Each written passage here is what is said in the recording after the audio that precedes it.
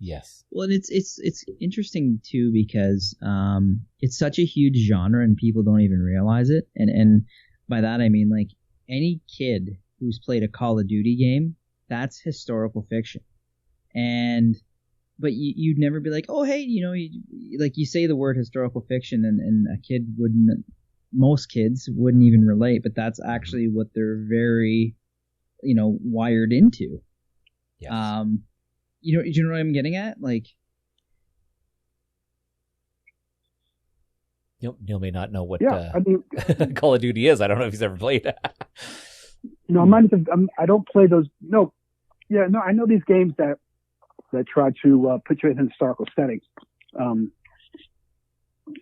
And that's basically the same thing I'm trying to do with historical fiction. Mm-hmm. Putting you back into time. It's like a time travel type of experience. And what's interesting about historical fiction is that it's focusing on other the little people's stories, the people that, not the famous people, though sometimes I might touch on a famous person here or there. But overall, these are people who have actually, of course, never existed, but they live their lives through these moments. And so that's what you try to represent in that way. Too. So, it helps people feel like they're back in that time. Mm-hmm. Do you ever work in like an Easter egg or like a brush with somebody who's really well known from true, science fiction, historical science fiction? Do you ever do that where there's kind of a brush with one of your fictional characters? Can you repeat that? Do you ever like have one of your fictional characters, have a run-in or a brush with somebody who is actually from, a historical famous person, just to work them into the story a little bit? Yes.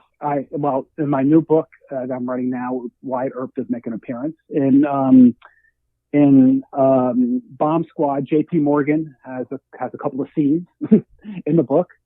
So those two, I have some famous characters. I have some characters that are not famous, but they were well known at their time.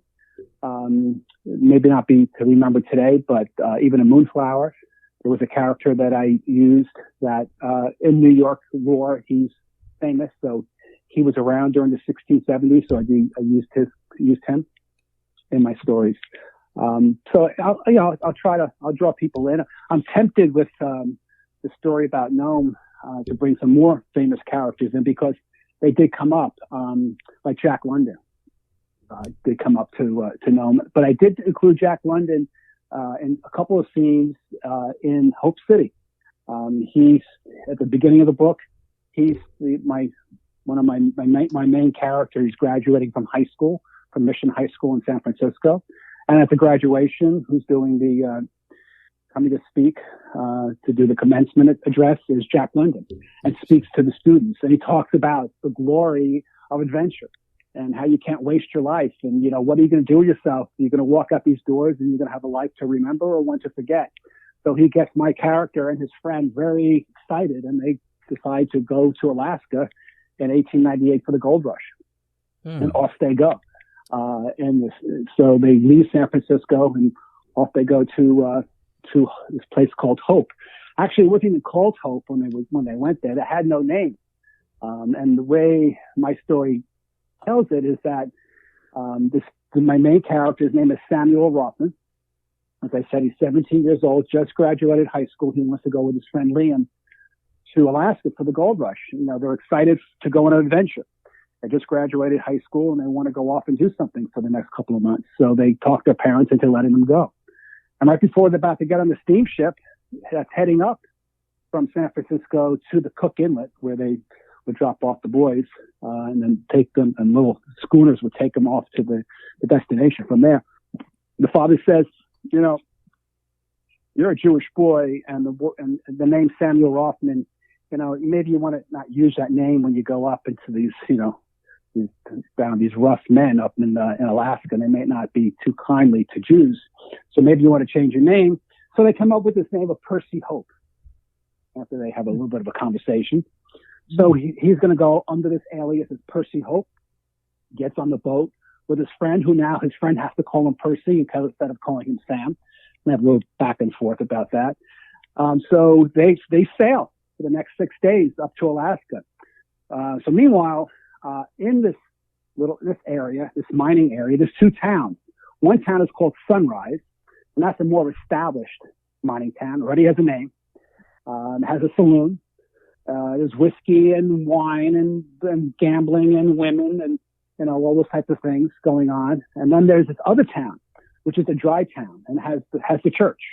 And my character, my evil character, Magnus Vega, who owns the Gold Digger Saloon, is trying to infiltrate into this other town and try to, mine the miners, as he likes to say, by offering them, some of the deadly sins that men like to partake in. So they're standing on the shore. It doesn't sound like it's hard to infiltrate that town. It sounds like it sucks. Are they giving them 126 pairs of flip-flops? Yeah. No flip-flops in Alaska. Sure. You never see anyone with flip-flops in Alaska. I've been there many times. 126 pairs of mittens. There you go. So I'm about to get to the main point of my story here, where it really will set things off and give you an idea what the book's about. So Percy is sailing up with Liam on the ship, and meanwhile, Magnus Vega, my evil character, is standing on the shore talking to his cohort and says, it's about time we gave this little mining village a name. We have Sunrise, but we have no name for here. Because what we're going to do, the next person that steps on this land, coming from that boat right now, whatever their name is, we're going to name the town after that person. So, of course, who would it be? It's Percy Hope, and they named the town Hope, Alaska. And this is actually the legend of how Hope was named. Hope is still a mining town, though they don't do any mining there any longer, but still exists. Sunrise has been abandoned. But Hope City is still there.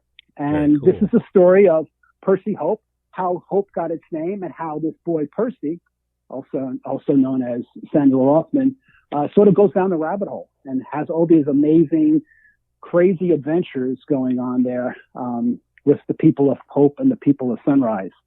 And that just gives a little taste of what Hope City is about. That sounds very exciting. One of the things I just wanted to mention before we go into the next section of our show is, you were talking about with the bomb squad back in New York, and I believe it was Black Tom Island. Now, I'm not 100% sure. I was in New York last year, and we were doing the whole water taxi that takes you past the Statue of Liberty, and one of the islands that's just in behind the Statue of Liberty, of course, is an old retired military base. So I'm very curious if that is what was maybe once called Black Tom Island, and if it actually still exists. It's very close to that. Okay. Not there anymore, but it's very, very close. It would have been right next to that. I was going to say, because you'd said that basically there was a massive explosion, so I'm like, how much of this island was left, and was there any left? But if not, there was another military. It was destroyed. I mean, you see pictures of it. You can see pictures of that. It was totally destroyed because you're blowing up. I mean, there was tons of armaments and weapons that they were getting ready to ship to Russia. Wow. So it was, talk about a big explosion. It rocked the New York metropolitan area. It was a major deal. Well, when that explosion was. I mean, just from that point alone, just from the fact that I have now been in that area myself, makes me want to be able to pick up this novel and read it. And like I said, it's at $3.99. It's a steal. So you're going to definitely get another sale right there, just because it's something I'm now interested in, being like, hey, I was just there.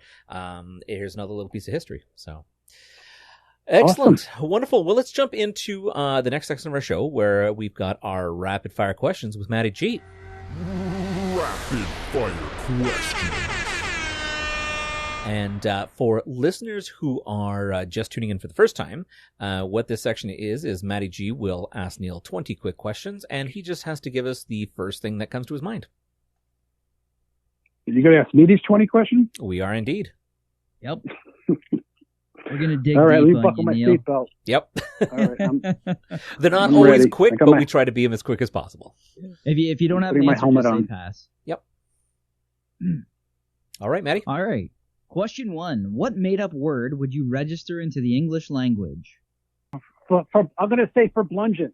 For blungent. Okay. For blungent. All right. I like it. And what does it mean? Crazy.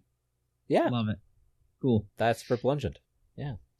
Well, question 2. What is the scariest dream that you can remember? Oh God. When I was a teenager, The Exorcist came out, and that just destroyed me. And I had nightmares about that stupid movie for months after it. So yeah, it was dreaming about the devil. That was Yep. from The Yeah. Exorcist. That movie did it got to me me. too. I'll agree with you on that one. Question 3. What superpower do you wish you had? God, so many of them. If I had to just choose one superpower, Just one. Wow. I never actually thought of that question. I always told my son, my youngest son, his superpower was his personality because he was just able to connect with people amazingly. And that was always, and he does to this day. From the time he was born to 25 years old, he has that immediacy with people. So, I mean, I think that I'd say that because I'm jealous of him, because he has that way of connecting with people in such an authentic way. So I would say something along those lines, yeah, to have that type of That's a great answer. That's a great great power to this podcast. Yeah. What is your earliest childhood memory? Yeah, I remember standing with my brother. I must have been 4, I think, or maybe even 3. And standing, maybe I was even younger. Maybe I was even 2, because my brother was just an infant. So I remember whatever it was. I don't remember exactly how old I was. I remember complaining to my mother, do I have to still wear diapers? And she'd say, yes, you do. So stop asking me that stupid question. That's great. What makes you the happiest? Being with my family, seeing my boys do well. I have 2 sons, seeing their happiness. It always makes me the happiest, I think. So that to me gives me the most joy, I think. There's nothing more. Though I do get a lot of joy from my writing, and also get a lot of joy from people coming back to me and telling me that they enjoy what I wrote.